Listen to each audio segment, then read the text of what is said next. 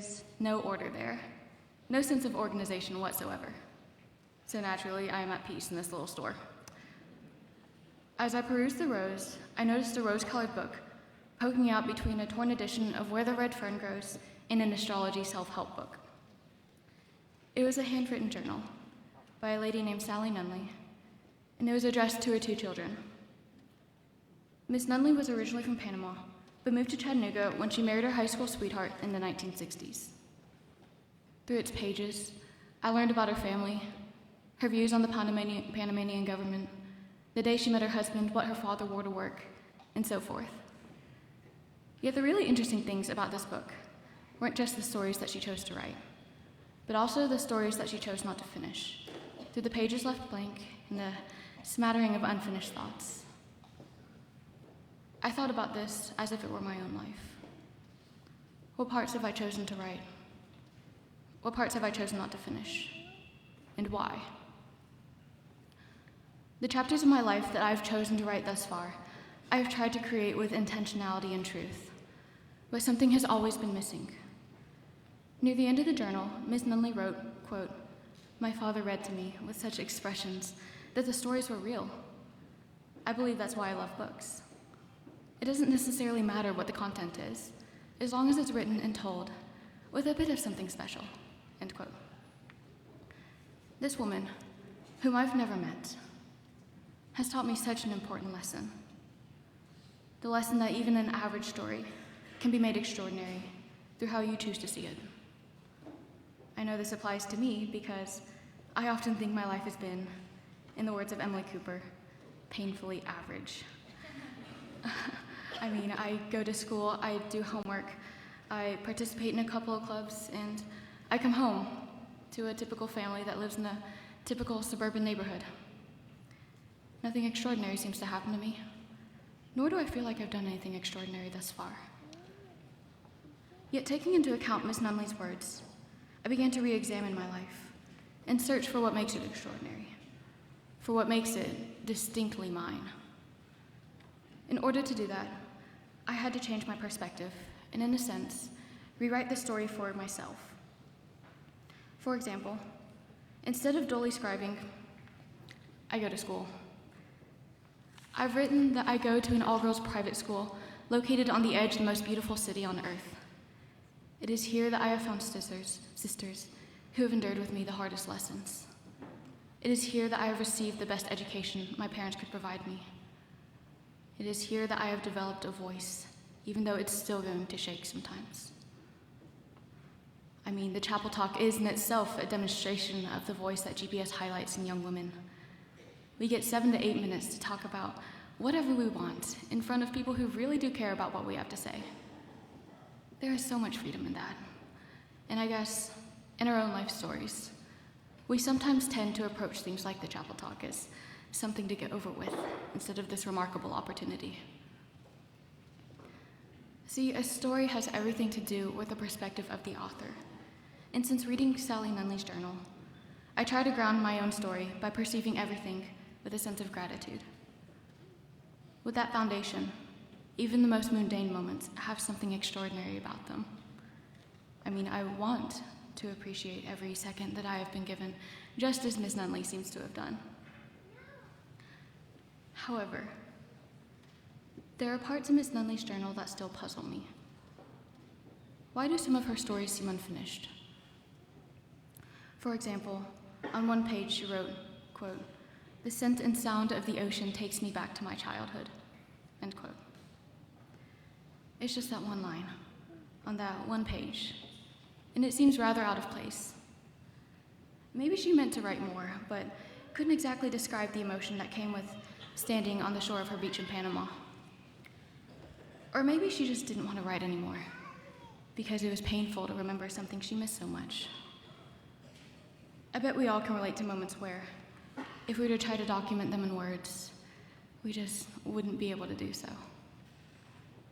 Through noticing some of these unfinished thoughts, I realized that not everything has to be remembered with definitive words. Not every part of a story has to be remembered, has to be explicitly written down. Because sometimes just recalling how you felt in those moments is the realest kind of memory. For me, it is how I recall my grandfather's fireworks in the summer, the late night calls with my friends, and the hours after school at Stone Cup. And maybe it will be how I remember my high school graduation. Another puzzling part of Miss Nunley's journal is that so many pages in between her stories are left blank. Maybe they represented the bad moments in her life. A death, a poor decision, a broken heart. I don't know right now, and the frustrating thing is I don't know if I'm ever going to find out. Assuming that my inferences about her blank pages are correct, I've got to say that I don't want to be like her. Regardless of how terrible a period in my story may be, I can't scratch through it or leave it blank. It's not possible, nor would I necessarily want to. There's always something to learn from adversity, always something to write about. And I have found those lessons in the dark moments of thought where I believe myself to be something absolutely incapable, unworthy, and incomplete. The reason why I would never scratch out the mistakes and disappointments is because those parts could lead to chapters that I have yet to create. I could write a part where I travel the world, hiking the Andes in Chile, balancing along the edge of the Trevi Fountain in Rome, or running my toes through the Sea of Stars in Maldives. I could write a chapter where I am a researcher on the Great Barrier Reef, living on a boat, treating constant sunburns, and waking up to the ocean every morning. I could write a chapter where I fall in love and get married. Before I enter those possible stages of my life, though, I'm going to have to pass through this one first, which is most certainly not easy. Still, regardless of all that I've learned, there remain elements of uncertainty that will never be absent from my life. What I will do in the future, what sorts of obstacles I might encounter, I cannot say. Yet of the very few certainties that I do possess, I know that whatever story I choose to write, I have to thank my parents, who have never taken that pen away. They have given me the freedom to be exactly who I am standing before you today, for which I am so grateful. So if I were to author a memoir, it would be dedicated to them for providing me with the best volume of my life possible. And you know, this version of my life that I have composed is full of mistakes, smudged lines, and tear-stained pages. But it's the best version I could write, because it brought me to Miss Sally Nunley, and it brought me to this point right now. Yet the inevitable fact is that this travel talk and my story will have the same fate as our journal. Forgotten, lost amongst the words of others, and possibly discarded for unknown reasons. However, one day, somebody might stumble upon it in the strangest of places, at the strangest of times, and they're going to read it, cover to cover. Thank you.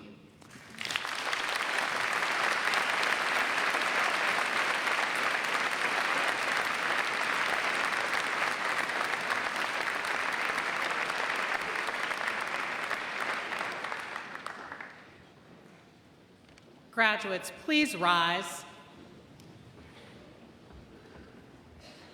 Madam Chairperson, Holly Lynch Harwell, class of 1984.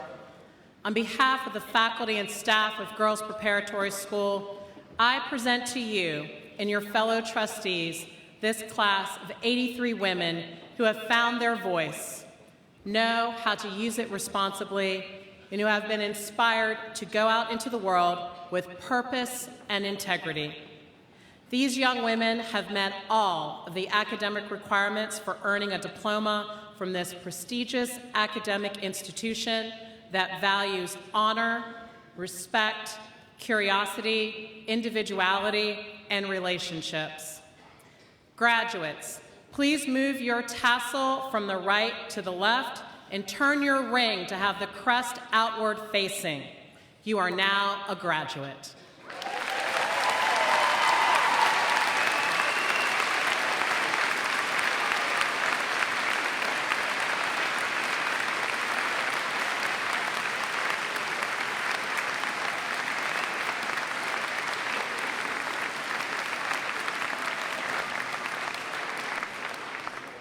And now, Head of School Janice Gordon will present each graduate.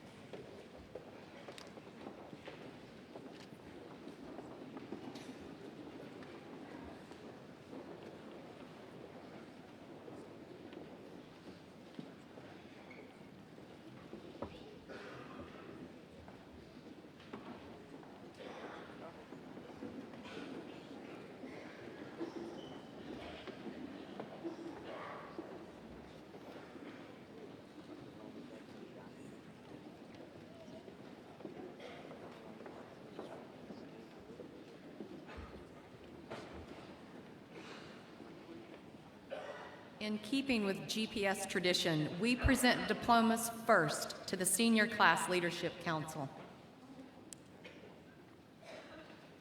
Chairwoman, Amal Ali, Emory University.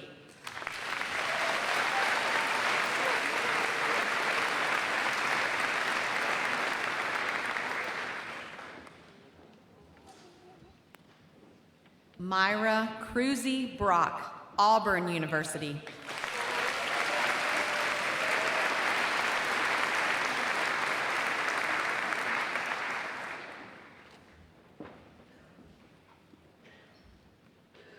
Elizabeth Hayden Swan, Gap Year.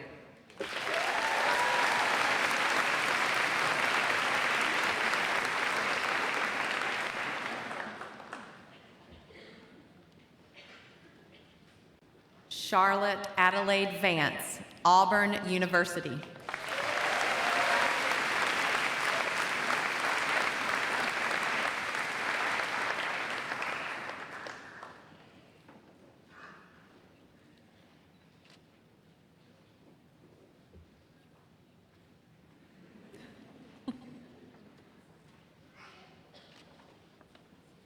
Sally Ann Adams, University of Tampa.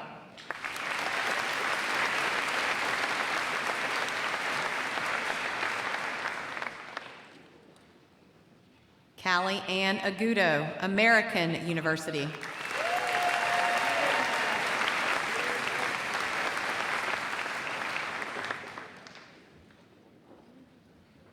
Catherine Janice Alford, Brigham Young University, Idaho.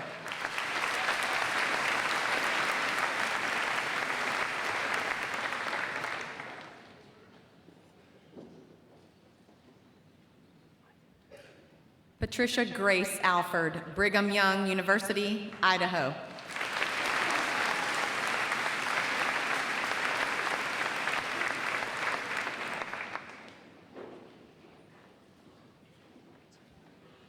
Molly Evelyn Ballinger, Furman University.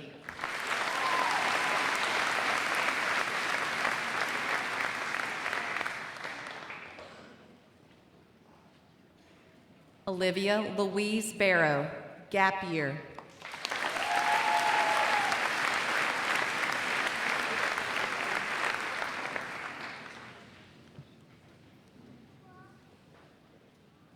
Jayla Tashay Beeman, University of Alabama, Birmingham.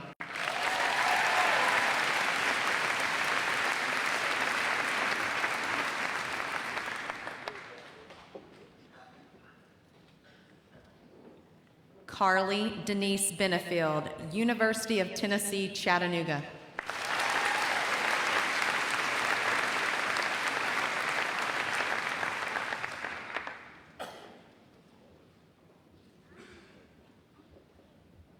Catherine Mary Burse, Marquette University.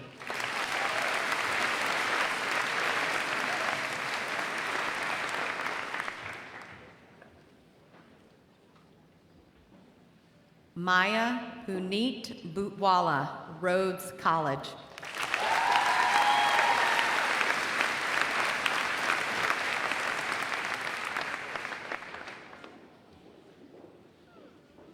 Grace Elise Brody, Belmont University.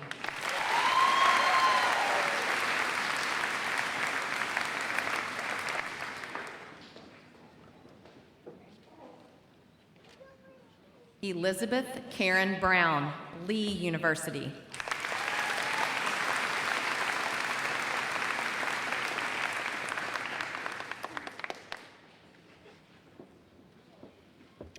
Lena Larkin Brown, University of Virginia.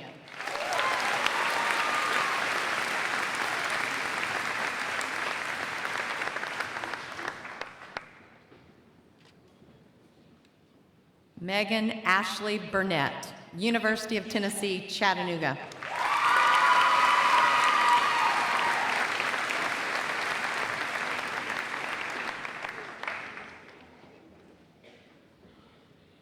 Claire Jansen Lowe Calhoun, Loyola University, Chicago.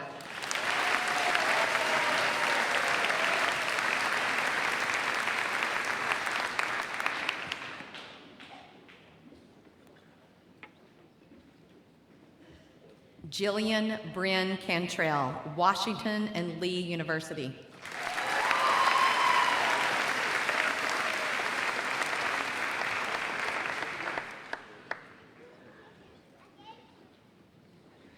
Adeline Bobby Chinnery, Belmont University.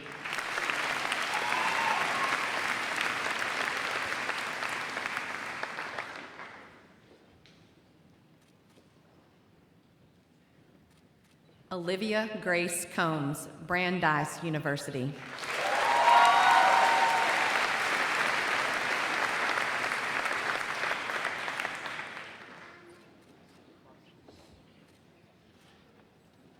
Corley Elizabeth Compton, Berry College.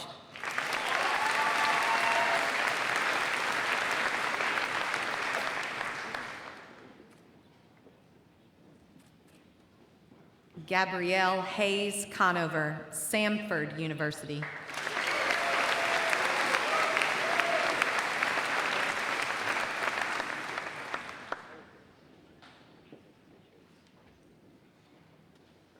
Emily Elizabeth Cooper, University of Tennessee, Chattanooga.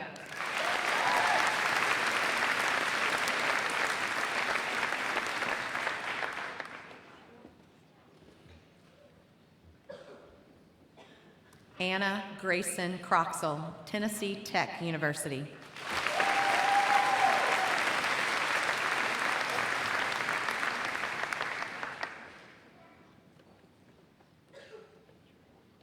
Kendall Sharice Crum, Allegheny College.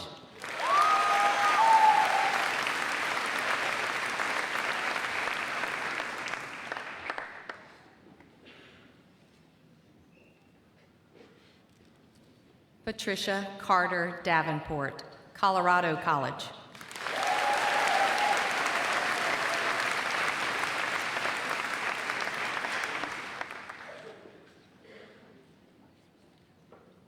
Grayson Victoria Davis, Mississippi State University.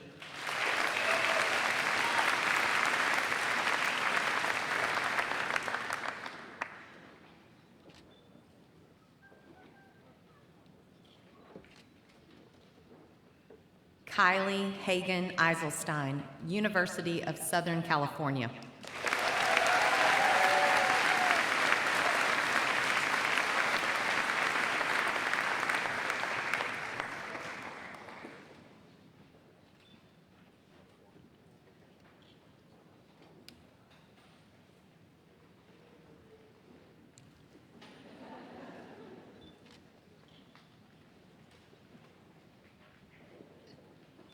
Kendall Mackenzie Elkins, University of Tennessee, Knoxville.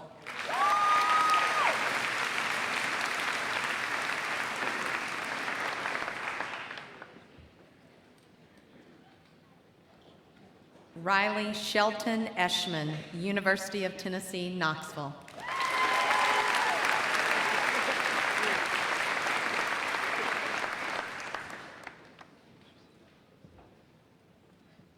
Olivia Grace Evans, Mississippi State University.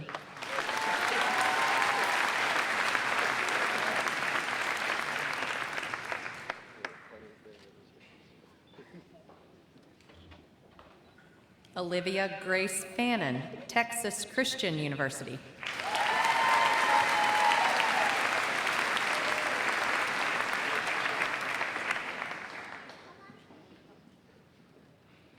Olivia Marie Friedel, Mississippi State University.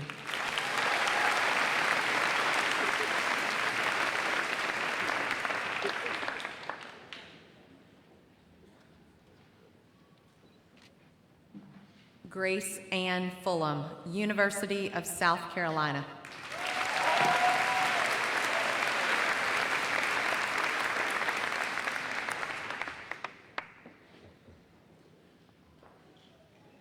Gabrielle Hayes Getz, Samford University.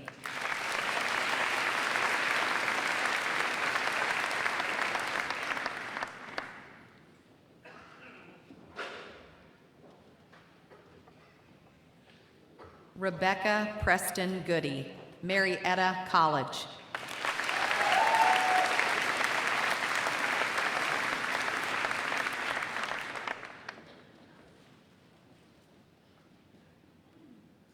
Mason Abigail Harwood, University of Tennessee, Chattanooga.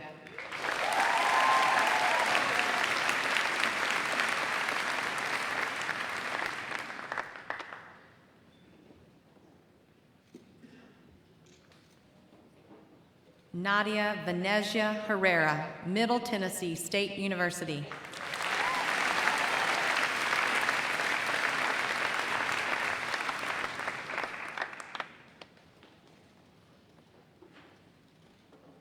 Brianna Nicole House, University of Georgia.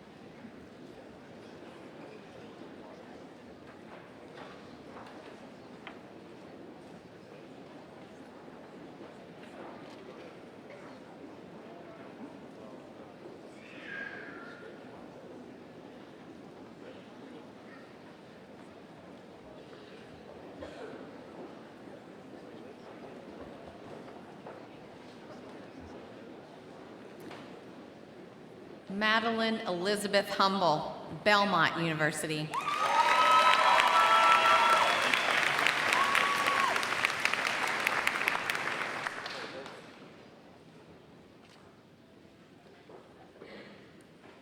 Lauren Olivia Kerfoot, University of Tennessee, Knoxville.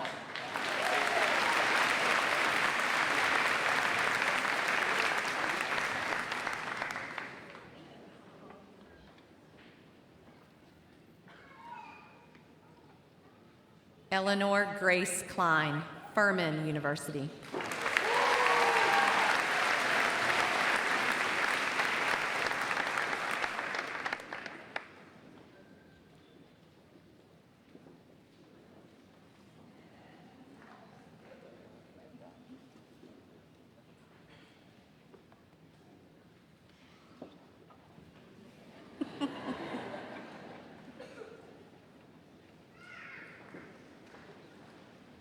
Taylor Malin Keebler, Auburn University.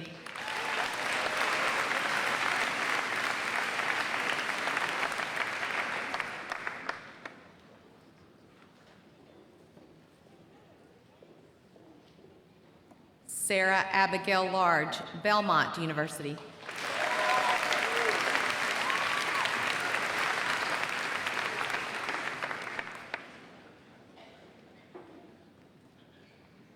Helena Starr Lawrence, Rose Holman Institute of Technology.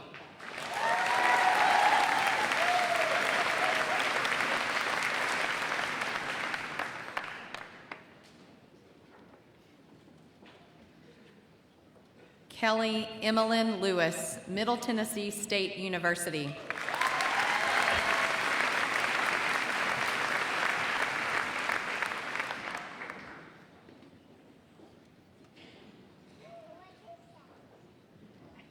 Kanaya Ine Little, Middle Tennessee State University.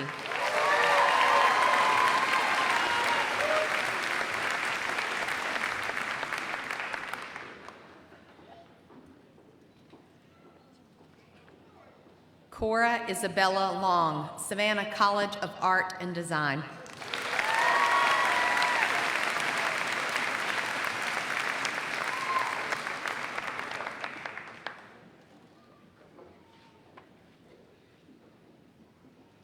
Reagan Elizabeth Long, University of Tennessee, Knoxville.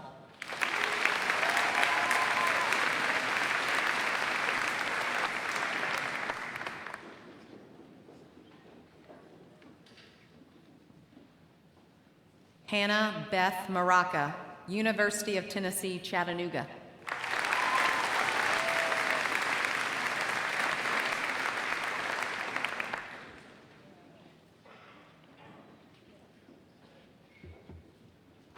Jacqueline Grace Michaud, Miami University, Ohio.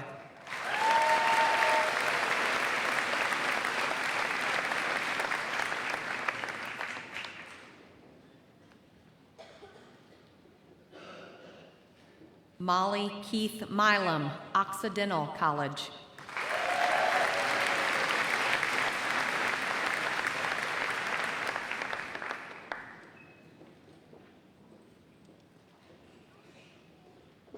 Emily Rose Morrison, University of Mississippi.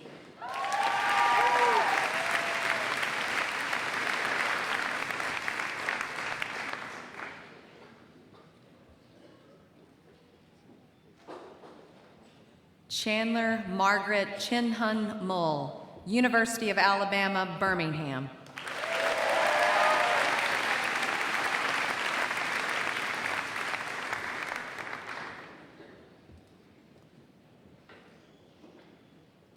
Haven Trung Nguyen, Brown University.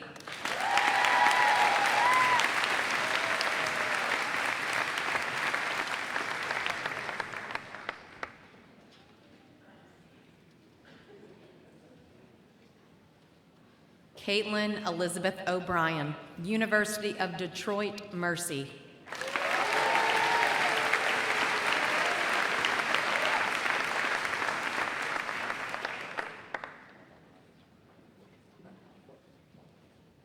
Maya Ann Pastusik, University of Tennessee, Knoxville.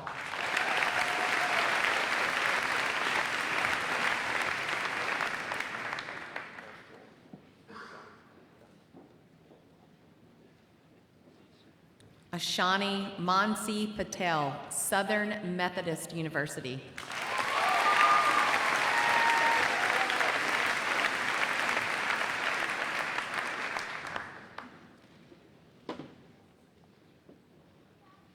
Raina Mahal Patel, University of Tennessee, Knoxville.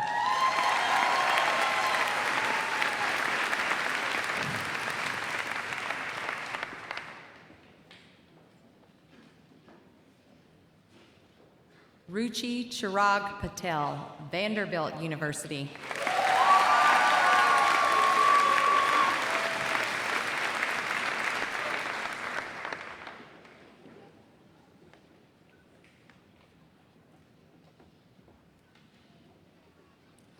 Sydney Alexis Pearson, University of Kentucky.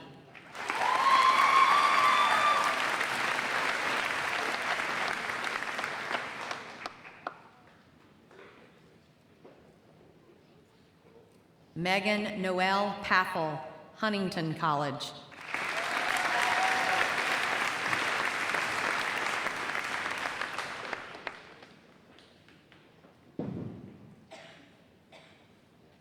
Megan Taylor Raisin, University of Alabama.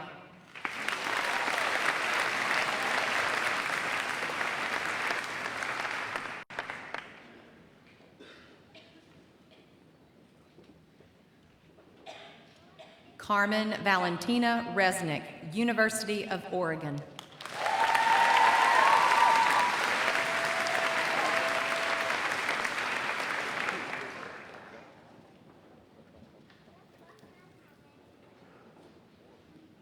Hannah Grace Sanders, University of Alabama.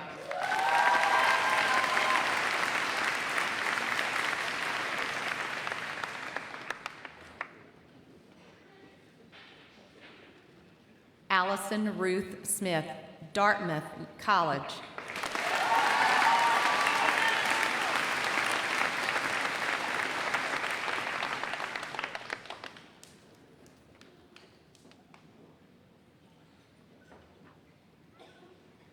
Caitlin Ansley Songer, Kennesaw State University.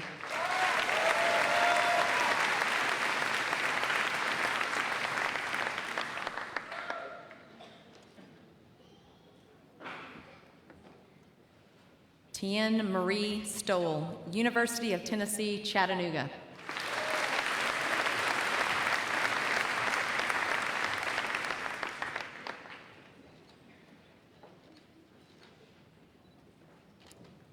Margaret Carson Thatcher, Berry College.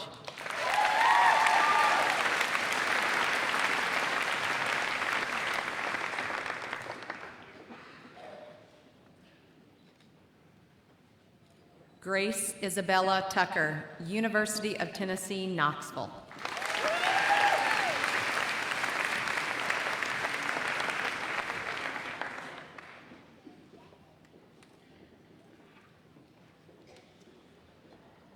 Mary Kinley Addison Tugman, Middle Tennessee State University.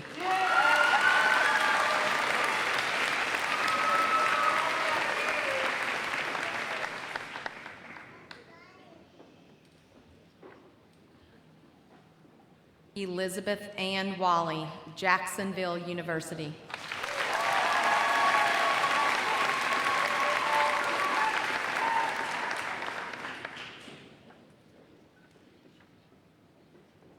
Allie Morgan West, University of Tennessee, Knoxville.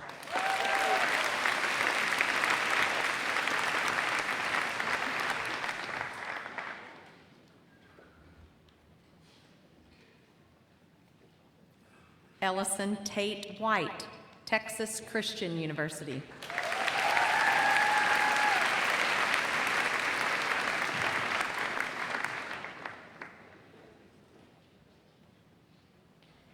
Mary Louise Whitfield, Wofford College.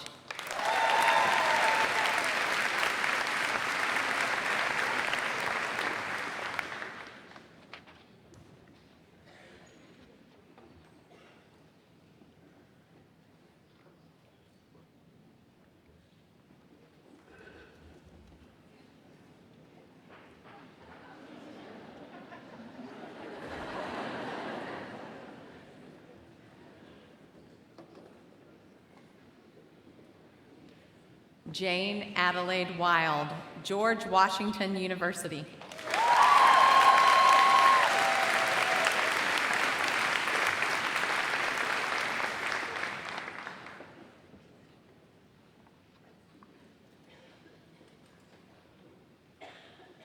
Abigail Evett Wilson, Oglethorpe University.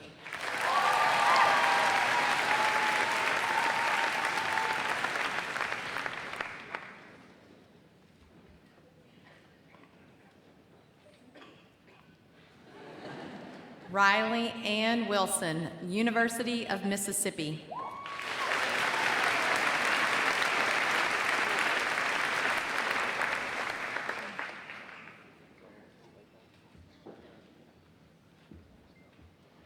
Abby Taylor Werlin, University of Wyoming.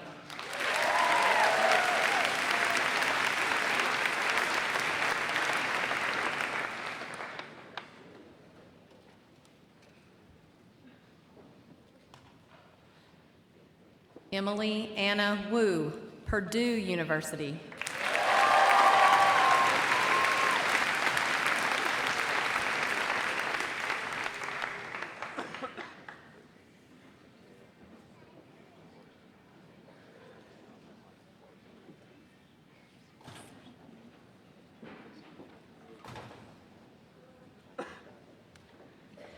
Vanessa Faith Yates, Georgia Southern University.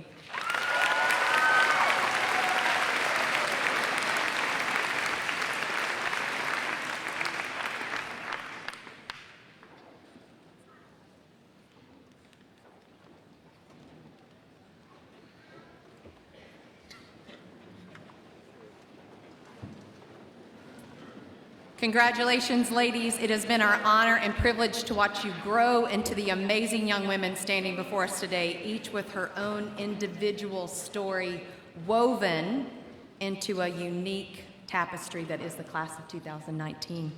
We look forward to hearing about your future tales as you move on to other adventures. It has been our joy to know and love you well. At the end of this ceremony, there is a reception on the patio for our graduates. Please stand as Molly Ballinger comes to offer the closing prayer.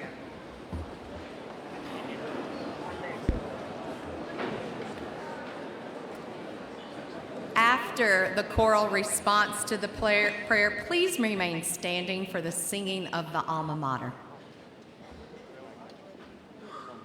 Please bow your heads with me. Lord Jesus, today is a day that we've been waiting for, working towards, and counting down to. We are all filled with excitement and joy, but yet a part of us still finds it hard to let go of this place and these people. We spent the last 7 years in this haven of nurture, education, and support, and today we part ways to enter the wild unknown of this new chapter of our lives. It's been 7 years of hard work through sweat and tears and late nights studying, but we are here to concede that it was only through you that we are sitting here today. As we leave to become a citizen of this world, let us be brave as we fight injustice, joyful through tribulation, peaceful in the midst of chaos, and kind even towards the hardest heart. But most of all, let us fill this world with the love that we've learned from you through our sisterhood here at GPS. What a joy it has been to share this fellowship with the 82 girls on stage beside me, and how hard it is to leave. May this excitement for our futures remind us of our final dawn at the end of our lives, when that glorious day breaks and we finally run home to you. Thank you, Lord, for the friends, the teachers, the laughter, and the tears. Thank you for GPS, and thank you for the class of 2019. Amen.